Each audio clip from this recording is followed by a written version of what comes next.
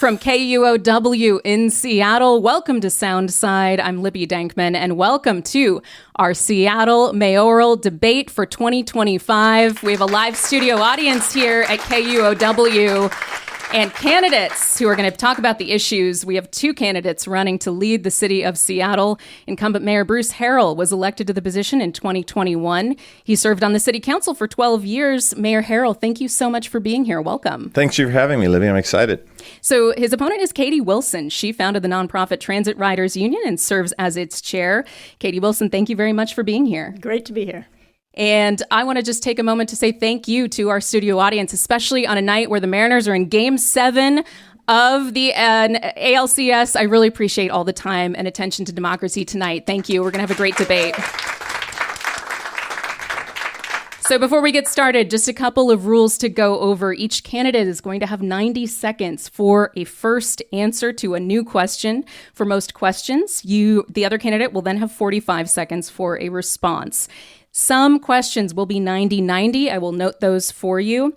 If during a response you make a specific claim about your opponent, they will have an additional 30 seconds to respond to your response.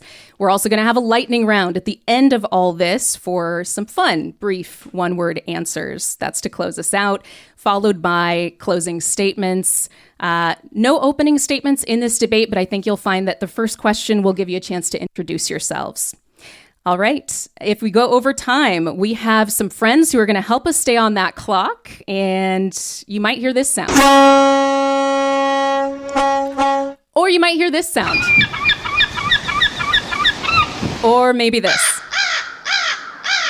All right. That's our friend the crow, the seagull, and the Washington State Ferry foghorn. They like us to stay on the clock. We're going to get going here with a question first to candidate Katie Wilson. Since a political campaign is kind of like a job interview, let's start with your resume. You have not served in elected office before. Mariners fans who watched playoff baseball games might have seen an attack ad paid for by a group supporting your opponent that alleged that you lack experience. The central theme of the ad is that you haven't managed a large budget or a staff. You've responded to this claim in several other debates by talking about the diverse backgrounds of other mayors, like Charles Royer, who was a news reporter and then a mayor through the 80s. Royer is quoted as saying that his transition to public office included a steep learning curve, especially around hiring people. So my first question to you, Katie Wilson, is what do you think the biggest learning curve for you will be as mayor, and how will you overcome that? You have 90 seconds. Yeah, great question. And, as you might imagine, once we came out of the primary with 51% of the vote, we started taking the transition process very seriously. So since then, I've been working with a really great crew of folks who have deep experience in City Hall, many of whom have worked in City Hall for decades, not current city employees, by the way, but who have helped me to kind of analyze the last 5 or so mayoral administrations and map out what we believe is going to be a really strong structure for the mayor's office, and also kind of mapping out the relationship between the mayor's office and city departments. And it's been really revealing, and also talking with a lot of current and former city employees about some of the dysfunction that is currently going on in City Hall, which, to be clear, a lot of it predates the current administration. So I'm not trying to pin that all on the current mayor, but I feel like I'm getting a lot of really good advice from people with deep city experience, and I'm really excited about assembling a team. And I'm very aware that, I have, 14 years of community organizing, coalition building experience that's meant that I've built a lot of relationships with folks in local government and also outside of local government, in the nonprofit sector, in other sectors that I think will be very valuable when it comes to staffing up my administration. I mean, we're already having conversations with kind of short lists of people for some key positions. And I know that I'm going to have to bring people with me into City Hall who have kinds of experience that I have less of, right? And that includes, deep experience in the executive branch. Okay, I'm out. So you would say the number one thing for learning curve is executive branch experience, or what? Just yeah. So I guess I would say that, like, my experience, I've done a ton of work pushing through legislation, have a lot of experience with the council, also experience working with city departments. But yes, absolutely, kind of executive branch experience is something that I realize I'm going to have to surround myself with people who have deep experience there. Thank you. Mayor Harrell, You are selling your experience as an elected leader to voters in the campaign trail, but that might actually be working against you in this race. More than 50% of voters chose your opponent in the primary election.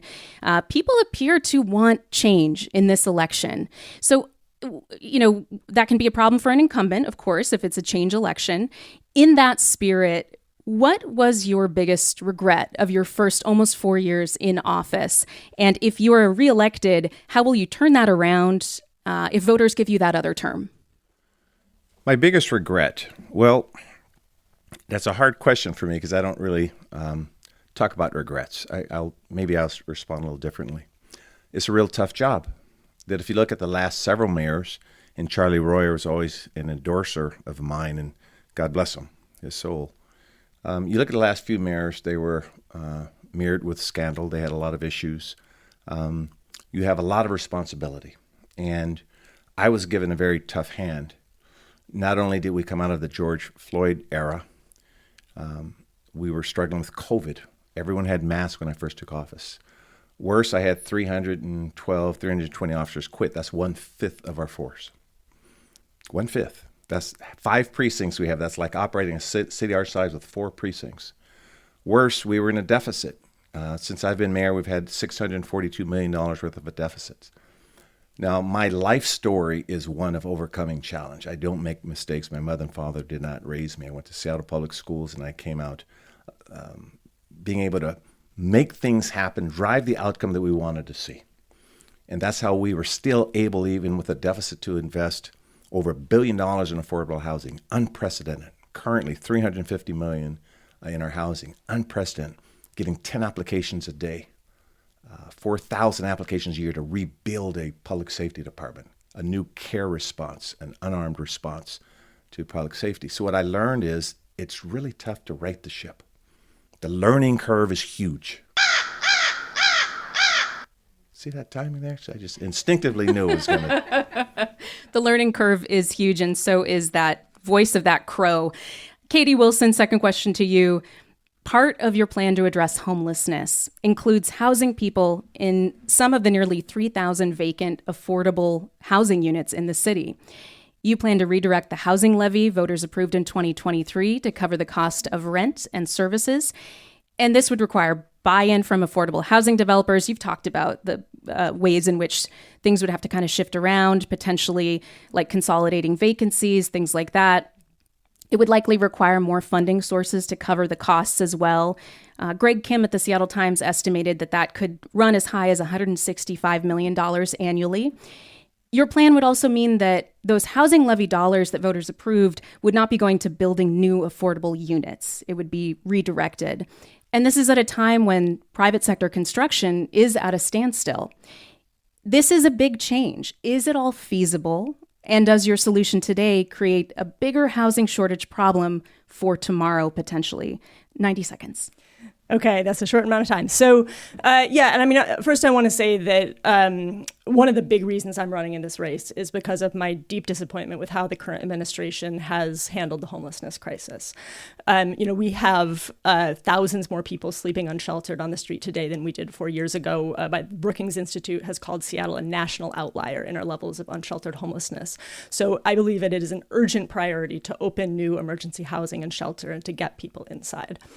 So when on the campaign trail, I've talked about 4,000 units. The reason I put that number out there is because I believe we need to talk about what we need. And it often feels today as though we've actually given up on meaningfully addressing homelessness. We're moving people around from place to place without meaningful offers of shelter and support. So in terms of how we get there, and I want to emphasize that this is a proposal and that this will be developed in consultation in partnership with affordable housing providers, with other stakeholders. So I envision about a quarter of these 4,000 units being tiny house villages, micro-modular housing, right? This is a kind of shelter that when you talk to unsheltered homeless folks, they're eager to move into. And we also have these thousands of vacancies in the affordable housing sector. So when I'm talking about getting people into those vacancies, that's housing, right? So that's not emergency housing, that's not shelter, right? That's housing. And we need to make sure that we're pairing people with the kind of services they need to be successful there. So there are a lot of people in our shelter system already who only need light touch case management. They don't have complex needs related to drug use, mental illness. Those people we can move successfully into those units by buying down rents. And then that frees up space in our shelter system for people to move into. Thank you so much. Mayor Harrell, you have 45 seconds to respond here. This is a new idea from your opponent about moving people into these unused affordable units, especially studios. What do you think of the plan, and would you consider it? It's a bad idea. And it's a bad idea because if you look at what we've done with shelter, first of all, let's look at the statistics. In 2020, there are 2,078 shelters.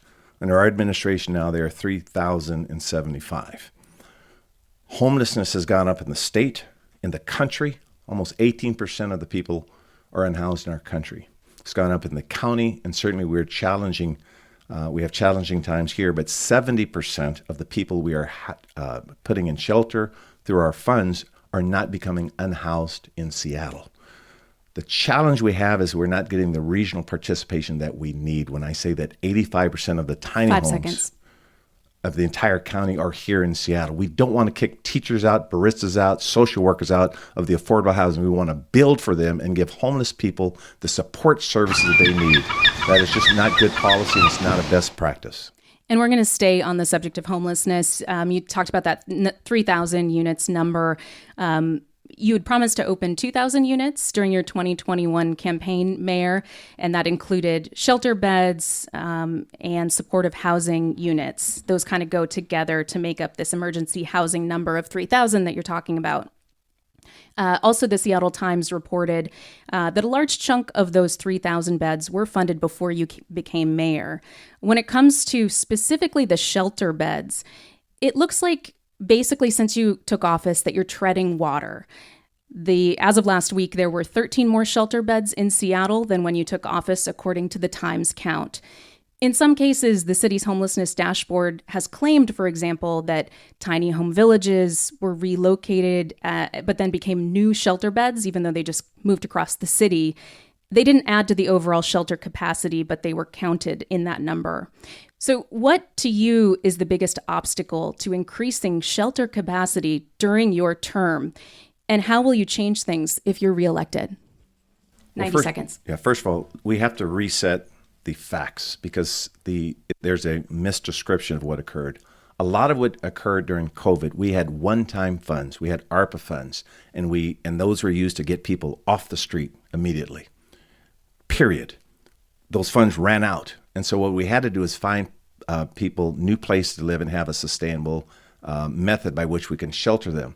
You know, the truth of the matter is I've been doing housing policy for over 30 years, even before I was on the city council. And the answer has to be, again, a regional solution. If you look at every single year, we do what the city should do. We've increased funding for the homelessness strategies. And again, in 2023, we had 2,204 people have accepted referrals, and the next year, the same amount. And we have 50% increase of people coming from shelter into permanent supportive housing. That is significantly higher than the nation's average and the county's average. As I said, 70% of the people coming here who we're treating are not coming from the city of Seattle. So the model is broken. We need Tukwila, Renton, Auburn, Kent, all of these other cities, Bellevue, Redmond. We need them to put resources into the regional approach, and they're putting $0 in. The deal that I inherited was that the city puts in $120 million, the county puts in $80 million, and all of the other cities put in $0. We have 39 cities in the county. That is the deal, the interlocal agreement that I inherited. I had to rechange the governance model because when we first started, I was one of 44 people on governing this actual structure. So that's a bad structure to solve homelessness. We're going to give 45 seconds to Katie Wilson to respond. We're also going to come back to the KCRHA so you can finish your thought there. Mayor Katie Wilson, what is your assessment of the shelter situation in Seattle right now? Yeah, I think it's very clear that we are not doing all that we can. And, I've been on the debate stage with the mayor a number of times now, and he does a lot of passing the buck. So, yes, we want other cities to step up and contribute more. But the mayor's the mayor of Seattle, not the mayor of those other cities.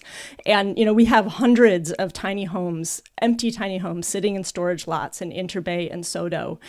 We need to find sites for those homes, and we have operators that are ready to operate those tiny house villages. So, if I'm elected mayor, I will immediately work with the port, work with the county, work with every city department that has access to public land to identify sites so that we can open those villages and get people inside. And we've seen, I think, not just treading water, but we saw a ProPublica article about how the city paid for hotel shelter beds that stayed empty for almost a year. So there just has not been the focus that we need on opening new emergency housing and shelter. I'll point out that was a KUOW and ProPublica joint report. Sorry. Our reporters will thank me for that. Mayor Harrell, just because I heard a very specific accusation here that you were passing the buck, I want to give you 30 additional seconds before we move on to this question of the KCRHA specifically. Are you passing the buck? 30 seconds. No, and it's pretty offensive that when I've been working on these issues for 16 years and thousands of people before me and are working with me right now, and my opponent has zero background in doing this work. If you look at what she's done, she's had zero effort in this work. And to think that anyone in the city would not be passionately trying to figure out a best practice to shelter people, it's almost offensive. I look at the people that are sheltered, and I know many of them. I grew up with many of these people. So this is not only a personal passion, but we practice best practices. Katie, 30 seconds. You have no background in this. That's the allegation from your opponent. 30 seconds. Yeah, that's false. I've spent 14 years advocating, among other things, for progressive funding for affordable housing, shelter, and homeless services. In 2020, I led in partnership with Councilmember Teresa Mosqueda on designing and passing the Jumpstart payroll expense tax. 62% of that tax, which is now raising almost $400 million a year, was slated to fund affordable housing. It's just simply incorrect to say that I haven't done work on this over the years. Thank you. Mayor Harrell, staying with homelessness, but now talking about the KCRHA, the great acronym that everybody loves, King County Regional Homelessness Authority. Mayor, you talked about the fact that other cities are not stepping up to fund services and other response to the crisis in our region. During your tenure, the city shrunk the KCRHA's power. It is now just a pass-through organization rather than a policy-generating entity. The city has also taken back some outreach and homelessness prevention contracts from KCRHA to administer on its own. So I just want to get a gut check from you. Does the Regional Homelessness Authority have a future, or is Seattle going to be going it alone? Well, I'll be direct that I have a motion pending at the KCRHA right now to see if they will truly be regional. And we have to give them every opportunity to succeed. They will, I'm sure, last in some form or not. But let me also say about my neighboring cities, and I never pass the buck. I have not been a successful person in my life by blaming others. I make no excuses, but as an attorney, I do argue with facts. That's not passing the buck. The other cities around, they are doing exactly what they signed up to do. It is not Auburn's fault. It's not Kent's fault. It's not Tukwila fault. They never agreed to put resources in. My argument to them now that I am negotiating with is that if you don't have money, you have land, you have resources other than money. I want them to adopt a tiny home policy because I was one of the champions on what a tiny home should look like: access to services, access to transit, a healthy environments, and a good neighbor agreement such that you become good, productive people in an area. So we modeled that. So the organization could have a very bright future. And that is exactly why I changed the governance structure. There was a continuum of care, there was an implementation board, and a governing committee. Much too clunky to really be nimble to shelter people. This has been tough work, by the way. It's been tough work, and not a day goes by where we're not thinking about how we plan better, how we get better employees to do the job. So, and they've had a lot of growing pains. They've had a lot of growing pains as well. But I continue to believe a regional approach has to be the answer towards solving this issue. Thank you. I'm going to give 90 seconds as well to you. Katie Wilson, same question. Does the King County Regional Homelessness Authority have a future? Should Seattle be going it alone? 90 seconds. Yeah, so Seattle absolutely should not be going it alone, right? There's no doubt that the homelessness crisis is a regional crisis, and we need strong partnerships with other governments in our region. If elected mayor, I will be working very closely with the next county executive to chart a course forward, and whether that will involve the King County Regional Homelessness Authority in its current form or not, I think is really a question mark. And there's no doubt that, as the mayor has referred to, I think some of the kind of structure, the way that entity was set up was very much less than ideal and hobbles it as a regional body.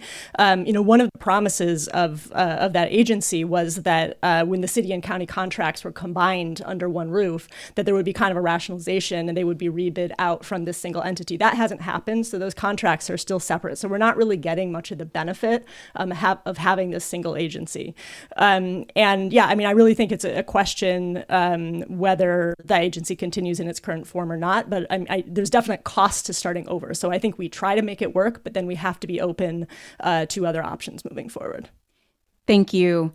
And you are listening to Soundside on KUOW and the Seattle mayoral debate hosted at the KUOW studios. I'm Libby Dankman. Joining me here are Mayor Bruce Harrell and candidate Katie Wilson. We're going to be right back after a very short break here on KUOW.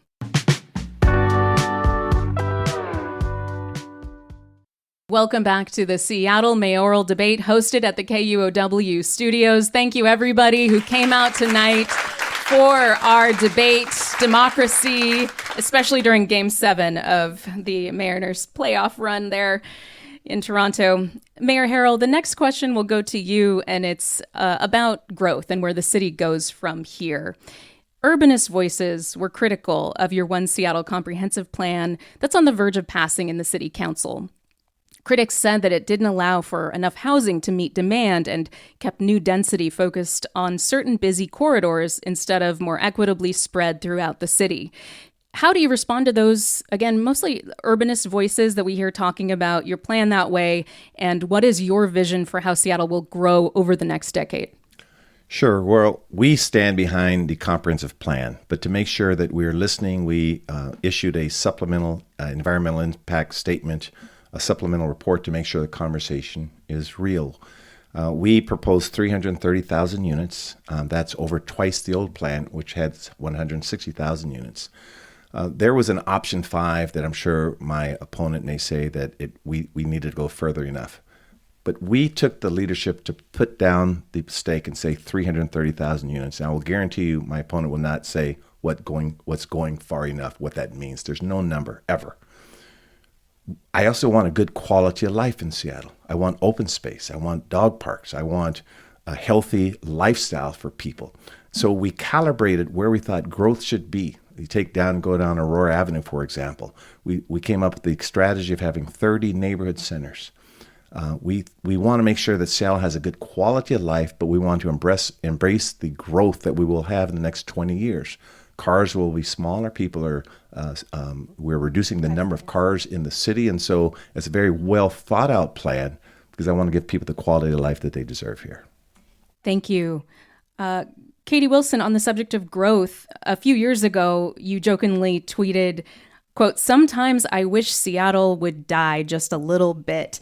That was about an article explaining that Seattle had grown more than any other large city in 2020. You followed up that post by saying, "I know it would be better to just build more housing." The reason I talk about an old tweet, which I think is the highest form of journalism, is that it seems to be sort of this combination that you are holding in your mind here of urbanist progressives and then also a little instinct of old school Mossback, why do we need to keep growing at the expense of everything else? Are you channeling both of those thoughts here? I mean, what is your vision? You also have 90 seconds here. What is your vision for the future of growth in Seattle? Great question, and I appreciate the digging there. If that's the worst tweet we can find, then maybe I'm that doing was okay. Investigative work. Yeah. No, I think you're right. I hadn't thought about it that way, but I moved to Seattle back in 2004, over 20 years ago, and it felt like a very different city then. It felt maybe a little more like the Seattle of the 90s than it does today. And it had this kind of, there was this relaxed atmosphere around it where you could, like I did, right, move to Seattle without a job lined up, find a place to rent for $400 a month and just get a job and kind of build your life. And there's such a pressure cooker environment today that if you're not making six figures, makes it so hard to afford to live here. And I think that's what so many of us around the city are experiencing right now. And so that's where I think you're getting the maybe the Mossback part of that, right? Where it's like, why does it have to be this way?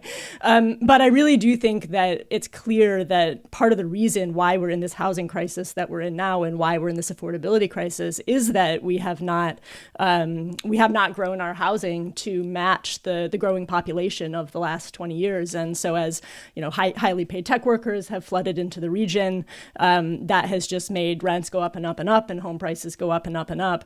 And people are going to keep moving here, right? So that's why that was a joke. We know that people are going to keep moving here for all kinds of reasons, whether that's, 5 seconds. Oh, okay. And so, yes, I do believe that we need to go further in allowing the private market to build housing around Seattle and our great neighborhoods. And I also believe that we need to invest deeply in social housing and publicly funded housing so that we can make sure that everyone has a home here. It's a social housing fan, the Seagull. Katie Wilson, question next goes to you, and we're moving to the topic of public safety, Seattle Police Department, labor relations, and uniformed police labor relations specifically are a big deal for the mayor's office. Seattle's just coming out of years of significant trouble hiring and retaining officers. And to work effectively, alternatives to police, like the new community assistance response and engagement teams or care teams, they require labor agreements because they replace protected work. Recent reporting by David Croman at the Times has shown how officers' buy-in or obstruction can make or break the care program. You no longer support defunding the police department to up to 50%, as you wrote about in 2020. You told King 5 that you've learned a lot since then. But memories are long, and I'm curious how you were going to approach working with the police department and officers, the SPOG, the union, to maintain SPD staffing progress and to enable the kinds of alternatives that you say that we need. 90 seconds. Yeah, this is a great question. And I believe that our officers have a really difficult job, right? They're out there every day on the front lines of the homelessness crisis, of the drug crisis, right? Dealing with very challenging situations, dealing often with people who have severe mental illness. So there's no question that they have a hard job, and we need to support them in that job. My team has been having a lot of conversations with officers, with former officers, with other folks in the public safety space. And this is an area where, I realize that I have a lot of learning to do. And so that's why we're having those conversations. I'm really hopeful, right? I think that there's, just to give one example, before 2020, we had, in every precinct, we had a community policing team of 1 sergeant and 4 officers. And as we've been talking to folks, it seems like there's very broad agreement that was actually a really good use of police staffing. And even at our current levels of inadequate staffing, that it would be good to shift back and have that community policing model in every precinct. And I really think there's a lot of openness to figuring out how we can better use the staff that we have as we continue hiring more officers. And I think there's pretty broad support for expanding the care team as well. Now, I do think that there's obviously work to do with the culture in SPD. We're also very behind on our goal of expanding the hiring of women officers. And so, it's not, there's definitely work to do, but I think that there's a lot of room for progress. And, if I'm elected mayor, I'm going to be having a lot more conversations with officers. Thank you. Mayor Harrell, 45 seconds to you. SPD canceling care dispatches as reported in the Times or closing scenes before they arrive. That's a problem, obviously, if these alternatives are going to be successful. I know you doubled the number of care personnel in your next budget proposal. What's the solution?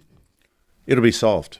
That we will have a SPOG agreement that allows us to expand the care department, period, full stop. It will be solved in a matter of weeks, maybe even days. Having said that, what sort of scares me about the changing positions of my opponent is that just a couple of years ago, she was quoted as saying, "Imagine a Seattle without a police department." And my opponent denied saying that until we furnished it in writing. She was also vocal opponent to defund the police department. What I said is communities like mine, Black and brown communities, will suffer the most. We are now getting 5 guns off the street a day. I need to protect everyone. That is our charter responsibility. And just like I said, I guaranteed you on the comp plan, there was not going to be a number when I said 330,000 units. But I'll stop. And those noises are getting a little annoying, by the way. That's kind of the idea. Sorry, Mayor. 30 seconds to you, because I think I heard the mayor say basically that he's concerned and that you have shifting positions on this.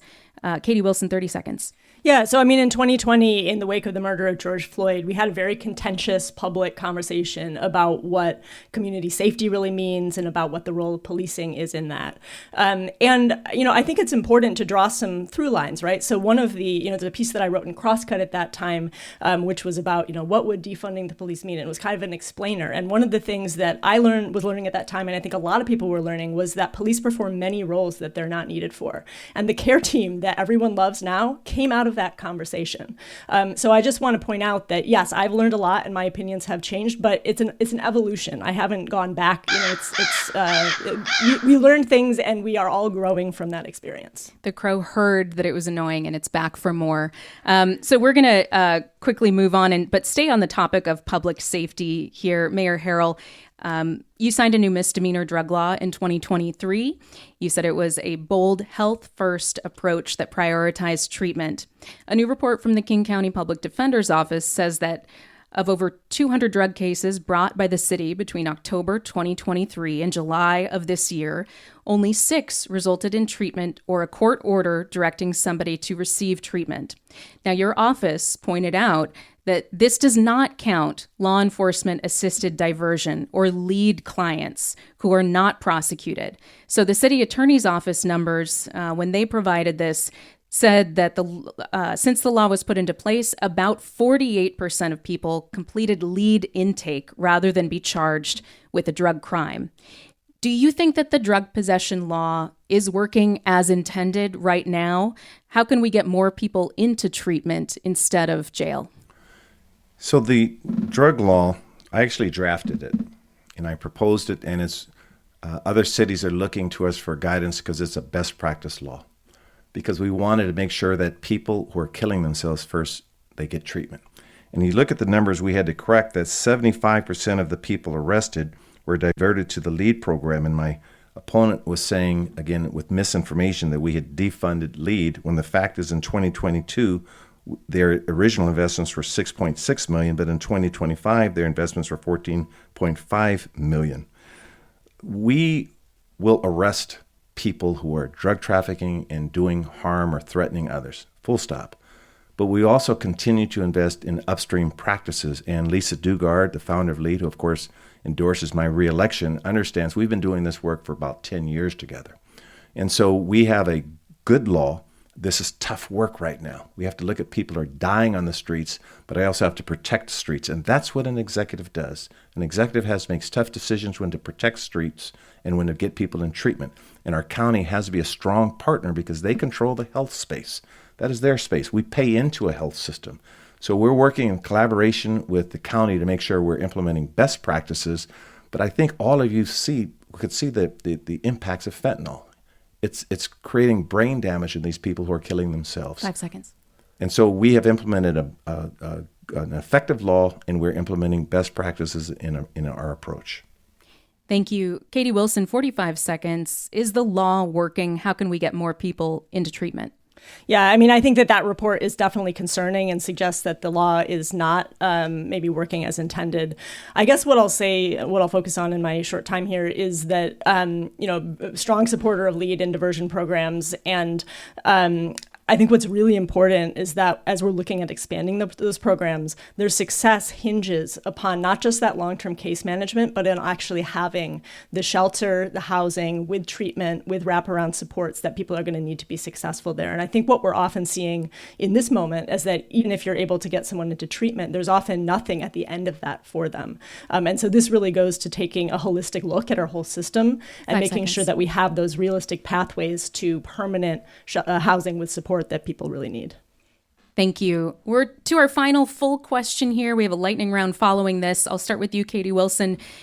Seattle's facing a projected $140 million budget shortfall next year. The mayor has put forward a balanced 2026 budget plan, partially with revenue from the Jumpstart payroll tax on large businesses. You helped champion that tax. You've expressed interest in finding more new revenue solutions like a city capital gains tax or a vacancy tax. GeekWire reported not long after the Jumpstart tax began that Amazon did ramp up hiring on the east side at the expense of Seattle. So some jobs left the city. It's hard to nail down how many. Do you believe that there is a tipping point for businesses or individuals with new taxes that they will leave Seattle if those are levied? How do you ensure that new taxes don't cost the city economically? 90 seconds. Yeah, this is a great question. And I'm really proud of my work on the Jumpstart tax. I think that's obviously a very robust revenue source that prevented devastating cuts during the pandemic, has allowed our current mayor to balance the budget for the last 4 years. And yes, also there are tipping points, right? Companies respond to incentives, individuals respond to incentives.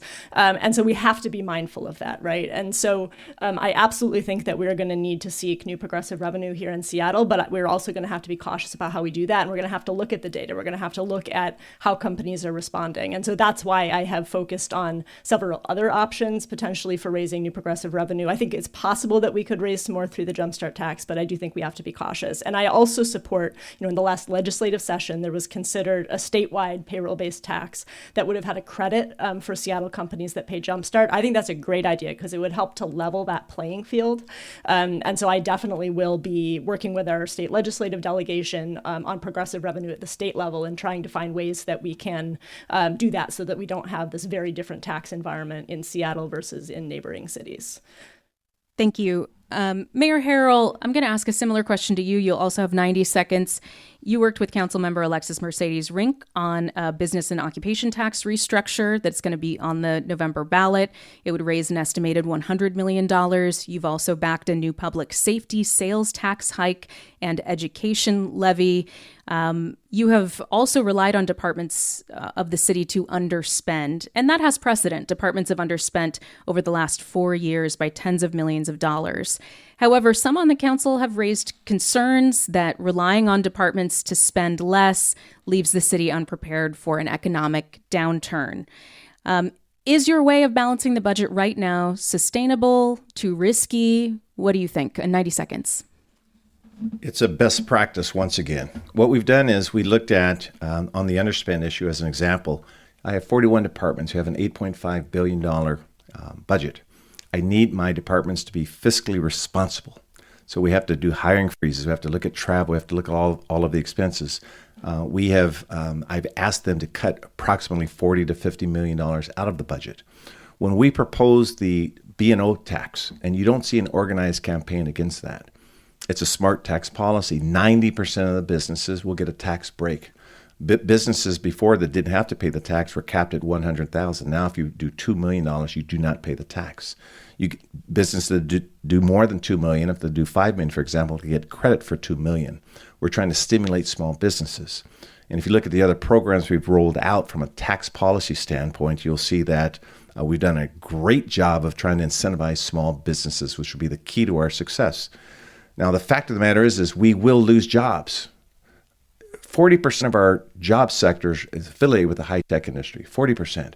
They moved 10,000 jobs over as a result of some of our tax policies. So I have the challenge to make sure that we make sure, Amazon still made $60 billion.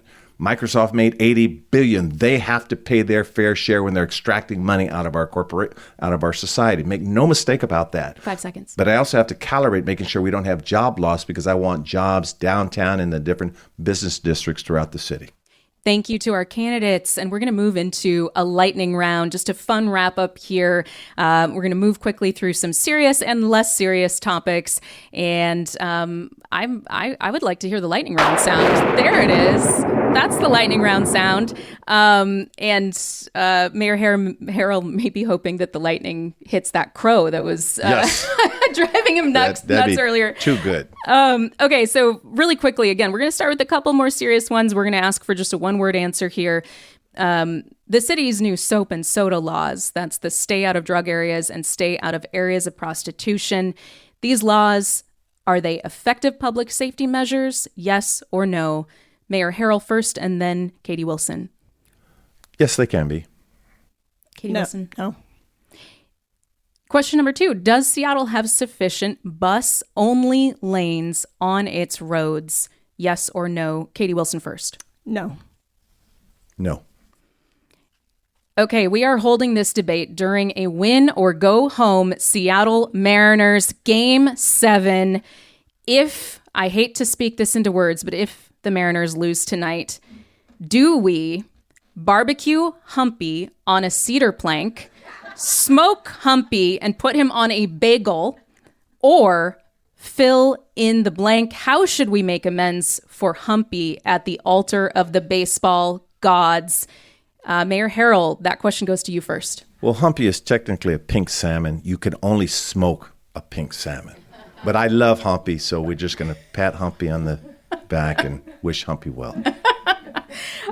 Katie, what should be done with Humpy? I mean, after his win, his head got pretty big. I think we let him go free. We release him. Swim free? Swim free, okay. Little Humpy, yes. Okay. Really quickly, Katie Wilson, your TikTok about the high cost of pizza in Seattle went viral. But where, in your opinion, is the best pizza slice in Seattle to be found? My kitchen, where my husband makes it. That might be a cheater answer, but I'm going to allow it. Mayor Harrell, best pizza slice? Tutabella. I love Tutabella's pizza. Nice. Oven roasted. Okay, speaking of Mariners, final question. If you were not taking part in this debate right now, where would you like to be watching the game? Mayor Harrell first, then Katie Wilson. At home, holding my wife's hand. Oh, that's also a cheater answer. Katie. I would be at a bar with my campaign staff. Nice. Okay, we're at the point of closing statements, everybody. Thanks for having fun with us here during the lightning round. We flipped a coin, my producer Hans Anderson and I, ahead of time. Katie Wilson, you're going to have the first closing statement, and you have 1 minute. Okay, 1 minute. It is great to be here tonight, and I'm running for mayor because I love the city. I've lived here for over 20 years. My husband and I are now raising our daughter here, and I want Seattle to be a place where she can grow up and build a life if she wants to. But right now, that vision feels very, very far out of reach. Everything is so expensive. I'm an outsider. I've been working as a community organizer, coalition builder for 14 years. So I'm an outsider, but I'm an outsider who has an insider's experience of City Hall. I've been at the table when legislation was designed, when policies were hashed out, when programs were implemented. So I've had a window into seeing how City Hall works and how it often fails to work for the people of the city. I believe that Seattle can be a place where you do not need a six-figure income to feel at home. I believe we can have great public spaces, we can have thriving neighborhood business districts, and I am not going to stop being a community organizer when I walk into the mayor's office. I'm going to continue to listen. I'm going to continue to work with communities around the city. And I would be honored to have your vote as we're coming up on the election. Thank you. Thank you. Mayor Harrell, 1 minute for your closing remarks. Sure. So thank you as well. And I have no doubt that my opponent means everything that she says. No doubt at all. The fact of the matter is we are living in unprecedented times in many respects. And experience will indeed matter. Life experiences as well. That many of you know my mother was in a concentration camp because of an executive order. We have a tyrant as our president right now. And it could divide us or keep us as one. And the change that people want to see, I've been fighting for my entire life. My roadway to become mayor has been indeed tough. I've had to fight for affordable housing. We've invested over $1 billion. Next year, every kid that graduates from Seattle Public Schools will be able to go to college for free. We will spend another $1 billion in affordable housing. 2 years college. So what I've tried to do is to right the ship, and we could be a phenomenal city and show this country what we could do because of who we are here in the city of Seattle. And that's the foundation I've laid for everyone in this room. And we should all be proud of that. My roadway to become mayor, to sit here with confidence, has been a tough one. Especially when I'm talking over seagulls. Thank you for being here. I asked you for 4 more years. Thank you, Mayor. Thanks for being a good sport, everybody, with our spin on the debate format. And thank you to our live audience who came out for Democracy Tonight. Mayor Harrell and Katie Wilson, thank you very much. And happy voting, everybody. Thanks for listening to Soundside. This show is only possible because listeners support us. If you're able to give right now, please check out the show notes for a link to donate. And don't forget, you can listen live on KUOW 94.9 FM Seattle at noon and 8 p.m., Monday through Thursday, or anytime online at KUOW.org.